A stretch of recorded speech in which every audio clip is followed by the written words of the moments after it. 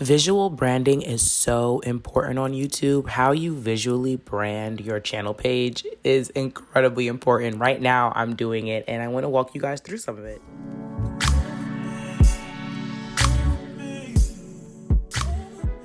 Hey, I just wanted to check in and remind you all that I am giving away a Nespresso. It's the Nespresso that you see on the screen. The video in the middle is mine. Go to my community tab, read the most recent post. Also, I'm always posting on my community tab and giving things away, so you probably should check it out way more often. Like, you guys should really be checking out my community tab way more often. But go to my community tab, read the most recent post, and all the giveaway rules will be posted there. Once again, the giveaway ends at the end of the month, and I'm giving away this exact machine.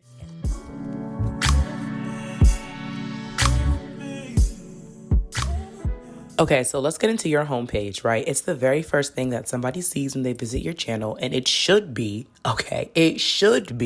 enticing viewers to enjoy more of your content and stay on your channel page for longer.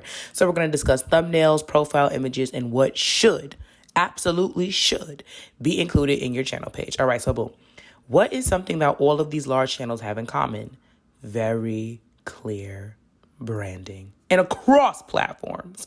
You don't want your brand to look totally different across the platform. So one of the first things you're going to need to do is create a brand style guide. It'll be much easier to maintain and sustain your brand message across platforms. I know I mentioned this a couple episodes back, but it's time to give you guys an example. So let's take a look at my channel style guide, which can also be called a brand series guide, a brand style guide, whatever, interchangeable, but let's take a look at mine real quick, okay? So on my brand style guide or on my series style guide, my channel guide, I have everything. I have the name of the font at the top, Aliaron, right? Under that, in subtext, I say main thumbnail font. That's a message to me that for all my thumbnails, this is the main font that I'll use, bold it, not bold it, whatever. That's the main font. Then I have my 3 shades of brown, my 3 colors that I use for my channel. I have the hex codes under those as well. So no matter what platform or application that I'm using to create a thumbnail, I know exactly what shade of brown that I need. So you don't ever get 2 thumbnails that looks, slightly off because they're not the exact same color. I want mine to be the exact same color unless I don't, which in that case, it'll be purposely not the same color as the last thumbnail, but it'll be close in shade to go along with my brand message. So I have 3 shades of brown. Under that, I have basically my thumbnail logo, the thing that helps people identify that this is a video by Winter. Even if they're just scrolling really quickly, they're searching something up. If they just see this kind of image right in the corner, they know it's me even before they read the title. People a lot of times on YouTube are going to see your thumbnail before they're even going to read the title or look at who it is. That's why a lot of people sometimes copy the brand images and font of larger YouTubers to basically trick people into clicking on their videos because they'll go, oh, wait a minute, I thought this was so-and-so's video, because their eye just saw the color, they saw the image, they saw the logo and said, oh, must be another so-and-so video, and click it without even thinking. But now they're watching you and they're like, well, I actually kind of like you. Boom, click, subscribe. They just gained something, right? I'm not telling you to do that. But what I am saying, that's a great example that demonstrates the power of brand messaging and having a style guide, having a brand guide, having a series guide. So one of the reasons why I also call mine a series style guide is because this is only going to be applicable for as long as I'm doing this series of the Fed Up Black Creator podcast and my current style of commentary videos. I'm in a season of my channel that'll last a little bit longer. I'm not going to give you guys a spoiler, but my series guide will be applicable for as long as I'm in this series, right? This season of my channel. But every single time I come into a new series of my channel, the colors will change, the thumbnail logo will change, the font will not change.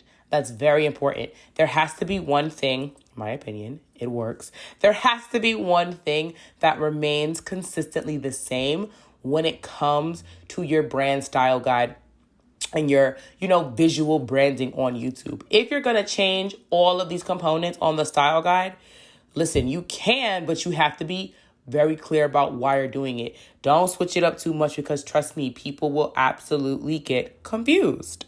You don't want that. You want them to be like, oh, I'm going to click on this video immediately because I see this color brown, I see this image on the left-hand corner, and I see this font. So I'm going to click on the video. That's it. That's what you want. So that's how you make that happen. And I also created this on PicMonkey in case anybody wants to know. Like, very simple. You don't need any fancy things. Like, go right on PicMonkey, free version, all of that. Boom, boom. Take a screenshot of it. Now you got your brand series style guide. All right, so let's talk about your YouTube banner channel art. Here's mine. Okay, so you want to make sure that you spend a lot of time on this because it's basically a billboard to your viewers and what your channel is all about. Now, Canva or PicMonkey, but really Canva because they have really good templates. Canva is also a website, and yes, the free version. It's a great website to create your YouTube banners because the sizing for YouTube banners can be difficult to configure on your own, and I'm all about streamlining things. Now, here's a question. How do you want your ideal viewer to feel when they see your channel art? I know you're like, girl, YouTube gets this deep. Girl, yes, it's all marketing and branding. Anyway, I kept mine in a different color than that of my channel series guide because purple is a running theme throughout my channel and within my videos and just in my life. And I want my viewers to associate that color with my channel and me in general.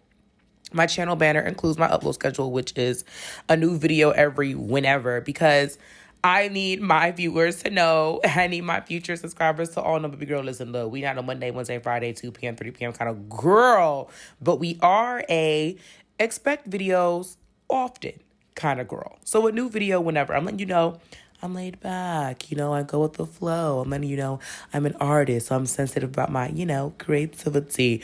Basically, I'm letting the girls know what they need to expect from this channel, even by not giving you guys a solid upload schedule. I'm still giving you an upload schedule. See what I'm doing there? I'm still reinforcing in your mind that I am consistent on this channel because I'm giving you an upload schedule even without giving you an upload schedule. It's psychology, baby. Anyway, what else is on my channel banner is the kind of content I make. It says Hoodoo, it says vlogs, and it says commentary because that's exactly the kind of content that I make. Any content outside of those three main things, I don't put it on my channel trailer because it's not the content I make most often. Basically, what your channel trailer should be doing is highlighting the content you make most often. Not all the things. Sometimes I see people list like 30 things. Baby girl, nobody's going to read that. The font is too small. Just choose 2 or 3 things that you consistently and frequently upload on your channel and go on about your day. You can always deviate from those things or change your channel banner. I also have my website clearly on there, www.theincenseplug.com. So I have the website to my incense company and my handle for all 3 of the other platforms that I'm on, at least the other 3 platforms that I'm on. Most often. Don't link your Instagram if you don't be on Instagram. You know what I'm saying? Don't link your Twitter if you don't be on Twitter. Link those other platforms that you're actually on and engage with, okay? Make sure your banner highlights all of these things clearly. Now, listen to me, baby girl. You can get fancy if you want to. You can get fancy with your channel banners, but try to keep them on the straightforward side. Like, try to just make it one color, background, one color when it comes to the font, one font style. Like, keep it very consistent, very straightforward, okay? Although some creators may just put their name on their channel banner or just an image as a new creator to the platform, you cannot be doing that, okay? You can take a gamble if you want to, or you can do the thing that works, that we know works for everybody when they're starting off, because even the big channels had channel banners like the one that I'm describing to you now until they grew much bigger and didn't have to have those things on their banner because now they just have the prominence on the platform. They don't need it. You're going to watch their videos or you not, and that's pretty much it, right? So make sure that you're always providing that valuable information on your channel banner. How often do you upload, right? What is the upload schedule? What's the vibe of the upload schedule? Even if you don't have a Monday, Tuesday, Wednesday at 2 p.m. type of upload schedule, just saying something like new videos whenever, new videos often, at least 2 uploads a week. Even things like that, although they're very loose, it still inspires confidence in people who are thinking about subscribing to your channel. It inspires confidence in people who are just looking at your channel because you took the time to even give them at least a loose timeline of how often you upload, which means, hey, this person's taking this pretty seriously obviously they'll be, more or less consistent. So if I start to get invested in their content, because remember, people are investing in you, you give them a reason to invest in you. Okay. Once you're a bit larger, right, you can consider simplifying your channel banner even more to just an image or just a tagline, something like that. But right now that you're new and starting out, you want to make sure you have all of that information. You want to have all of that necessary information. Now your thumbnails. My thumbnails have taken a ride. My thumbnails have been kind of all over the place. They never really have been branded.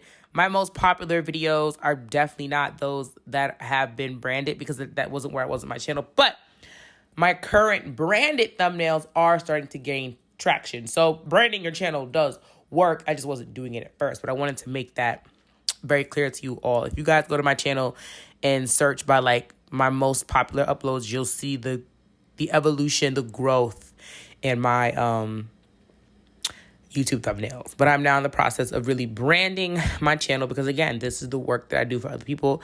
It's time for me to do it for myself. Thumbnails should always reflect the brand colors, the font, and the message and overall feel. Again, I ask you, what is it that you want your viewers to feel? What is the messaging you wishing to convey through your thumbnail? So be sure that the images are clear and they make sense. Make everything relate. We all understand that sometimes people do a little cash grabby title, a little clickbaity 8080. But even the clickbaity 8080s are still a little bit truthful, right? So like make things relate. You can play around with the colors and things when it comes to your thumbnails. Like every thumbnail doesn't have to be the same color or anything like that, but keep the fonts consistent. That's really important. If you're gonna have fonts on your thumbnail, it's very important that they are consistent, because when someone comes to your channel and there's like a bunch of different fonts, it just gets confusing. It's not pleasing to look at, and also the algorithm doesn't like it. Y'all, YouTube is reading into a lot more things on your channel than you would think. Most people are watching YouTube on their phones as well, so keep that in mind when it comes to your thumbnails. I like to, once my video is uploaded and live, I like to actually go look at how that's going to look on my cell phone. Because I need to see, is that clear? Is that something I can see clearly? Is that enticing? Are these colors standing out in dark mode?